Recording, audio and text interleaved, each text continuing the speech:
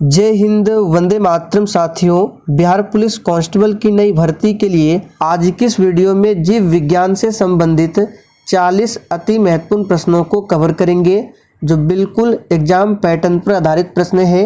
तो आज का ये सेशन आप लोगों के लिए काफ़ी ज़्यादा इम्पोर्टेंट रहेगा, इसलिए आप सभी पूरा सेशन को ध्यानपूर्वक देखें। तो चलिए फटाफट से आप सभी लाइव में जुड़ जाइए। सभी को गुड इवनिंग, गुड इवनिंग। तो चलिए फर्स्ट क्वेश्चन आपके सामने है, किसमें हार्मोन सामान्यतः अनुपस्थित होते हैं। वेरी इंपॉर्टेंट प्रश्न है। चलिए आप सभी आंसर बताइए और देखिए प्रत्येक स्टूडेंट को नीचे लाइव चैट में अपना अपना आंसर बताना है, तभी आपका प्रॉपर तरीके से रिवीजन भी होगा। तो यहाँ पे पहले प्रश्न का आंसर क्या होगा, इन चारों ऑप्शन में से किसमें हार्मोन अनुपस्थित होते हैं। तो याद रखिएगा जीवाणु में कोई भी हार्मोन नहीं पाया जाता है। तो यहाँ पे सी ऑप्शन जो ही बच्चे दिए हैं बिल्कुल सही जवाब है। और जीवाणु में जो कोशिका विभाजन होता है वो किस प्रकार का होता है, तो असूत्री। इसको याद रखिएगा, जीवाणुओं में कोशिका विभाजन असूत्री होता है। मनुष्य के शरीर की वह ग्रंथि जो एंजाइम और हार्मोन दोनों स्रावित करती है, कौन सी ग्रंथि है। चलिए आंसर बताइए, बिल्कुल एग्जाम में पूछा जाने वाला प्रश्न है। तो वह कौन सी ग्रंथि है जो एंजाइम और हार्मोन दोनों स्रावित करती है। तो याद रखिएगा ये है अग्नाशय ग्रंथि। तो यहाँ पे बी ऑप्शन जो ही बच्चे दिए हैं बिल्कुल सही जवाब है। और इस ग्रंथि को मिश्रित ग्रंथि भी कहा जाता है। यकृत ग्रंथि मानव शरीर की सबसे बड़ी ग्रंथि है और पीयूष ग्रंथि मानव शरीर की सबसे छोटी ग्रंथि है। आगे देखिए, इंसुलिन किसे विनियमित करता है। विनियमित का मतलब होता है रेगुलेट करना, यानी इंसुलिन जो है ये किसे रेगुलेट करता है। तो यहाँ पे तीसरे प्रश्न का सही जवाब क्या होगा, इंसुलिन जो है ये रुधिर शर्करा को घटाता है। तो देखिए डी ऑप्शन में दिया हुआ है, रक्त शर्करा का स्तर इसको रेगुलेट करने का काम करता है इंसुलिन। इंसुलिन की कमी से कौन सी बीमारी होती है, मधुमेह, जिसको साधारण भाषा में डायबिटीज भी कहा जाता है। और विश्व मधुमेह दिवस कब मनाया जाता है, तो प्रत्येक वर्ष 14 नवंबर को। और इंसुलिन के अधिक स्रावन से कौन सी बीमारी होती है, तो याद रखिएगा हाइपोग्लाइसीमिया। आगे देखिए, मायोसिन और एक्टिन क्या है। एक भी प्रश्नों को स्किप नहीं करना है। मायोसिन और एक्टिन क्या है। तो यहाँ पर चौथे प्रश्न का आंसर है, ये दोनों क्या है, तो मांसपेशीय प्रोटीन है। तो ए ऑप्शन जो ही बच्चे दिए हैं बिल्कुल सही जवाब है। और देखिए अब आप लोग डेली क्लास अटेंड कीजिए, क्योंकि 20 तारीख यानी कि 20 जून से बिहार पुलिस का फॉर्म भराना स्टार्ट हो जाएगा। तो अभी से आप लोग तैयारी में लग जाइए। और जितने भी स्टूडेंट चैनल पर पहली बार आए हैं उनको थोड़ा सा क्लास टाइमिंग के बारे में बता देते हैं। तो अभी इस चैनल पर बिहार पुलिस के लिए 2 क्लास चल रहे हैं, एक रात 8 बजे और दूसरी क्लास है रात 8:30 बजे। रात 8 बजे की क्लास में जीके जीएस मिक्स प्रश्नों का प्रैक्टिस सेट किया जाता है और 8:30 बजे की क्लास में सब्जेक्ट वाइज प्रश्नों का प्रैक्टिस सेट चलता है। और अगर आप लोग टॉपिक वाइज जीके जीएस की क्लास या फिर करंट अफेयर्स की क्लास करना चाहते हैं तो आप लोग शाम 7:30 बजे की क्लास को देख सकते हैं। और ये क्लास आपको मेरे दूसरे चैनल पर मिलेगा। उस चैनल का नाम है दिवाकर स्टडी IQ, या फिर उस चैनल का लिंक आपको इसी वीडियो के नीचे डिस्क्रिप्शन बॉक्स में मिल जाएगा, आप लोग जाकर देख सकते हैं। आगे देखिए, पुतली खाली स्थान का एक हिस्सा है। और जितने भी क्लास होते हैं सभी क्लास के नोट्स प्लस PDF टेलीग्राम पर दिए जाते हैं। टेलीग्राम का लिंक आपको इसी वीडियो के नीचे डिस्क्रिप्शन बॉक्स में मिल जाएगा। तो यहाँ पे 5वें प्रश्न का सही जवाब है आँख। पुतली जो है ये आँख का हिस्सा है, ध्यान रखेंगे। अस्थि मज्जा की बात करें तो इसमें क्या बनता है, तो इसमें रुधिर बनता है अस्थि मज्जा में। पित्ताशय में क्या होता है, तो इसमें पित्त का संचय होता है। आगे देखिए, खाली स्थान खांसी और छींकने जैसी अनैच्छिक गतिविधियों को कौन नियंत्रित करता है। चलिए 6 के लिए आंसर कीजिए फटाफट से। खांसी और छींकने जैसी अनैच्छिक गतिविधियों को कौन नियंत्रित करता है? तो यहाँ पे सही जवाब क्या होगा? तो याद रखिएगा, ये नियंत्रित करता है मज्जा। यहाँ पे ए ऑप्शन आपका सही जवाब है, मज्जा। देखिए ये सभी जो है ये ब्रेन का हिस्सा है और इसमें ये जो मज्जा है ये खांसी और छींकने जैसी अनैच्छिक जो गतिविधियाँ होती है उसको नियंत्रित करने का काम करती है मज्जा। आगे देखिए, पादप कोशिका भित्ति किससे बनी होती है? चलिए 7 के लिए आंसर बताएंगे फटाफट से। तो पादप की जो कोशिका भित्ति होती है ये सेलुलोज और पेक्टिन की बनी होती है। तो यहाँ पे ए ऑप्शन आपका सही जवाब है।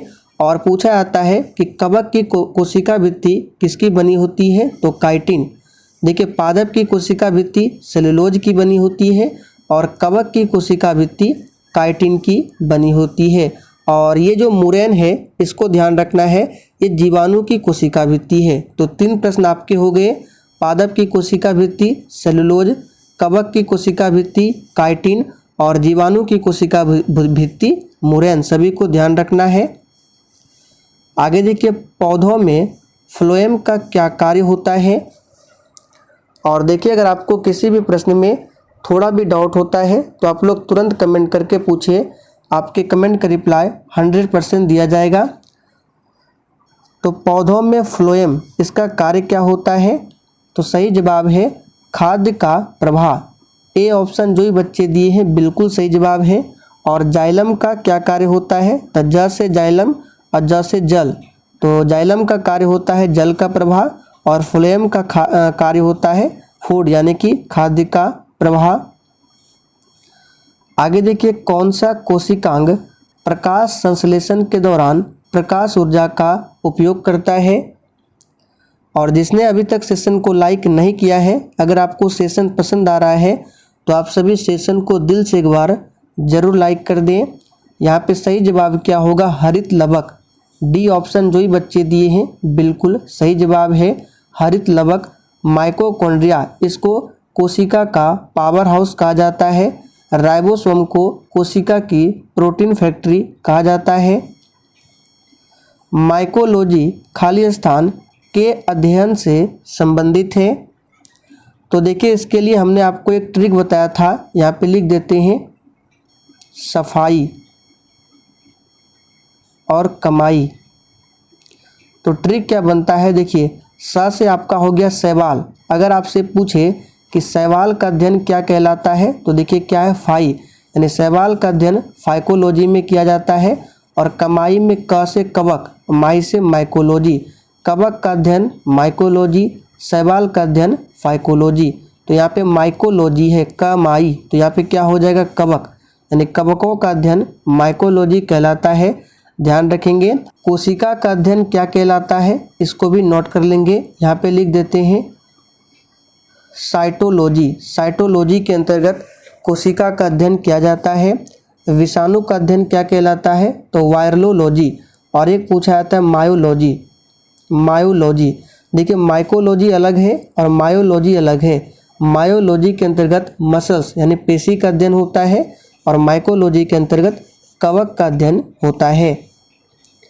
आगे देखिए, मादा एनाफिलीज मच्छर इनमें से किस रोग का वाहक है? चलिए 11 के लिए फटाफट से आंसर बताएंगे। और दोस्तों बहुत ही जल्द बिहार पुलिस एग्जाम के लिए थ्योरी क्लास को भी स्टार्ट किया जाएगा। तो जितने भी स्टूडेंट चैनल पर पहली बार आए हैं आप लोग चैनल को सब्सक्राइब करके और साथ में बेल आइकन को ज़रूर प्रेस कर ले, जिससे आपसे एक भी सेशन मिस ना हो। तो यहाँ पे सही जवाब क्या होगा? मलेरिया। याद रखिएगा, मलेरिया किसके कारण होता है? तो ये प्रोटोजोआ के कारण होता है। कौन सा प्रोटोजोआ? तो प्लाज्मोडियम नाम का प्रोटोजोआ है। निम्न में से कौन सा एक कोशिकीय जीव काला जार नामक रोग का कारण है? तो काला जार रोग हमने आपको पहले भी बताया था, ये किसके कारण होता है? तो ये होता है लेशमैनिया के कारण। यहाँ पे बी ऑप्शन जो ही बच्चे दिए हैं बिल्कुल सही जवाब है। और ये जो है सैंड फ्लाई, याद रखिएगा सैंड फ्लाई। सैंड फ्लाई मक्खी के कारण होता है काला जार रोग। दाद किस प्रकार की बीमारी है? चलिए आंसर कीजिए। और आज के इस प्रैक्टिस सेट में आपके जितने भी प्रश्न सही होंगे आपको सेशन के लास्ट में कमेंट करके अपना अपना स्कोर जरूर बताना है। तो दाद किस प्रकार की बीमारी है? याद रखिएगा कवकीय बीमारी है, यानी फंगस से होने वाला रोग है दाद। खाली स्थान की कमी की वजह से क्वाशियोरकर नामक विकार उत्पन्न होता है, यानी किसकी कमी की वजह से क्वाशियोरकर बीमारी होती है? तो हमने आपको प्रैक्टिस सेट में काफ़ी बार बताया है प्रोटीन की कमी से होती है क्वाशियोरकर बीमारी। सबसे अधिक प्रोटीन किसमें मिलता है? तो सोयाबीन में। कार्बोहाइड्रेट का मुख्य सोर्स क्या है? तो चावल है। पदार्थ मलेरिया रोधी दवा जो कि क्विनैन है ये किस पौधे से प्राप्त होती है? चलिए आंसर कीजिए। देखिए यहाँ ऑप्शन में नहीं दिया हुआ है। तो ये जो प्राप्त किया जाता है सिंकोना के पौधे से क्विनैन प्राप्त किया जाता है जो कि मलेरिया की दवा है। विटामिन के का मुख्य कार्य किससे संबंधित होता है? तो सबसे पहले तो आपको विटामिन के का रासायनिक नाम पता होना चाहिए, क्या होता है? तो फिलोक्विनोन। और ये किससे संबंधित है? तो इसका सही जवाब है खून के जमने से। यहाँ पे बी ऑप्शन आपका सही जवाब है। आगे देखिए विटामिन B1 को भी कहा जाता है। तो आप सभी जानते हैं विटामिन B1 को थायमिन कहा जाता है। यहाँ पर ए ऑप्शन आपका सही जवाब है। एस्कॉर्बिक एसिड ये विटामिन C को कहा जाता है। बायोटिन विटामिन B7 को कहा जाता है। और नियासिन जो है ये विटामिन B3 को कहा जाता है। आगे देखिए मानवों में वृक्काणुओं का कार्य निम्न में से क्या है?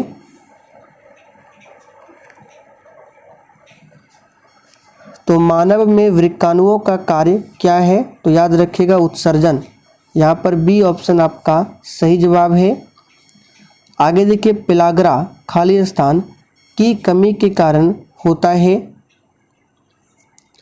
तो देखिए पेलाग्रा रोग जो है ये विटामिन B3 की कमी से होने वाला रोग है।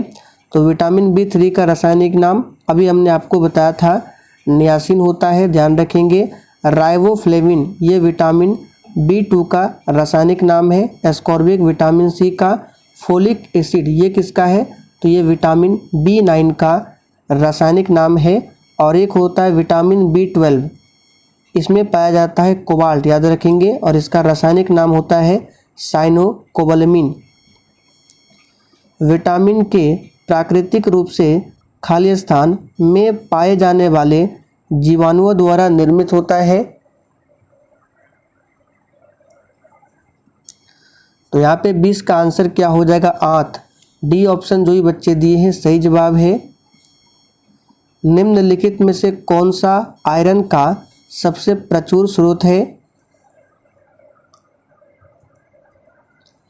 तो आयरन का सबसे बढ़िया स्रोत है हरी सब्जियां। यहाँ पर ए ऑप्शन सही जवाब है। मानव नेत्र के रेटिना पर बना प्रतिबिंब किस प्रकार का होता है? तो बहुत ही आसान प्रश्न है। मानव नेत्र के रेटिना पर जो प्रतिबिंब बनता है वो किस प्रकार का होता है? तो याद रखिएगा ये होता है वास्तविक और उल्टा। तो देखिए ए ऑप्शन में दिया हुआ है वास्तविक और उल्टा। निम्नलिखित में से कौन से विटामिन की कमी से रतौंधी होती है? तो बहुत ही सिंपल है, विटामिन ए की कमी से रतौंधी होती है। इसका रासायनिक नाम क्या होता है? रेटिनॉल। और इसका विटामिन ए का सोर्स क्या है? तो गाजर है। मनुष्यों में पाया जाने वाला श्वसन पिगमेंट कौन सा है?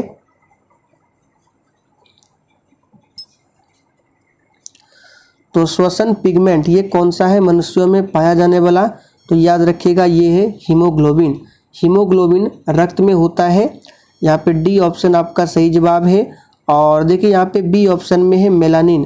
तो ये क्या है? तो ये त्वचा का रंग देने वाला है मेलानिन। और ऑप्शन ए जो है क्लोरोफिल, ये प्लांट का प्रकाश संश्लेषी वर्णक है क्लोरोफिल सभी को ध्यान रखेंगे, और इसी में पाया जाता है मैग्नीशियम धातु।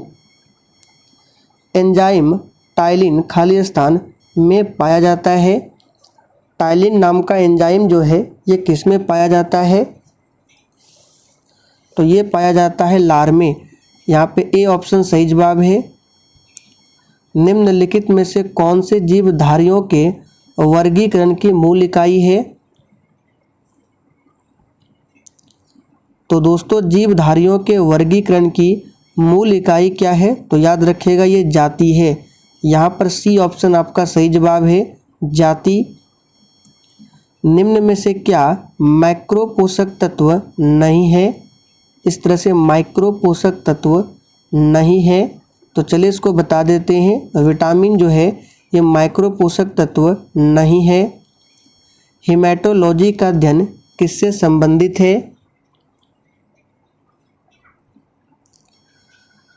तो दोस्तों हेमेटोलॉजी के अंतर्गत रक्त का अध्ययन किया जाता है। रक्त का पीएच मान 7.4 होता है। हड्डियों का अध्ययन क्या कहलाता है? तो ऑस्टियोलॉजी, इसे भी ध्यान रखेंगे। केंद्रक और कोशिका झिल्ली के बीच भरे हुए जेली जैसे पदार्थ को क्या कहते हैं? चलिए आंसर बताएंगे। केंद्रक और कोशिका झिल्ली, तो मान लीजिए यहाँ पे केंद्रक है, तो ये जो इसमें कुछ द्रव होता है यहाँ पे, तो कोशिका झिल्ली और केंद्रक के बीच में ये जो द्रव होता है इसका नाम क्या है? तो याद रखिएगा इसको कहा जाता है साइटोप्लाज्म। यहाँ पर डी ऑप्शन आपका सही जवाब है, ये केंद्रक है साइटोप्लाज्म। आगे देखिए, मानव शरीर के किस अंग से नेफ्रॉन का संबंध है? चलिए फटाफट से आंसर कीजिए, थोड़ा सा स्पीड बढ़ा रहे हैं। तो मानव शरीर के किस अंग से नेफ्रॉन का संबंध है? उत्सर्जन प्रणाली। यहाँ पे बी ऑप्शन आपका सही जवाब है, उत्सर्जन प्रणाली। और नेफ्रॉन जो है याद रखिएगा ये गुर्दा या किडनी की कार्यात्मक इकाई है नेफ्रॉन। निम्न में कौन त्वचा को रंग प्रदान करता है?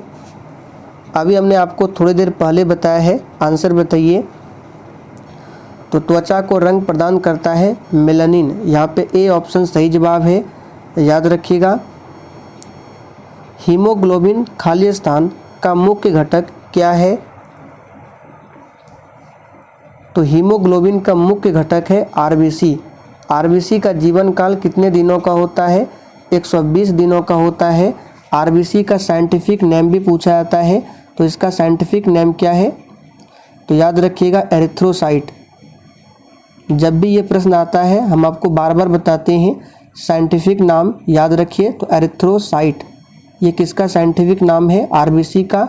और डब्ल्यूबीसी का क्या होता है आप लोग कमेंट करके बताइए। उस ग्रंथि का नाम बताइए जो अन्य अंतःस्रावी ग्रंथियों के कार्य को नियंत्रित करता है। तो ये है पिट्यूटरी ग्रंथि। यहाँ पे ए ऑप्शन आपका सही जवाब है, पिट्यूटरी ग्रंथि ये मस्तिष्क में होता है। मादा पुष्प के किस भाग में निषेचन होता है? तो ये होता है किसमें? अंडाशय में। आगे देखिए, डीएनए मुख्य रूप से कोशिका के खाली स्थान में संग्रहित होती है।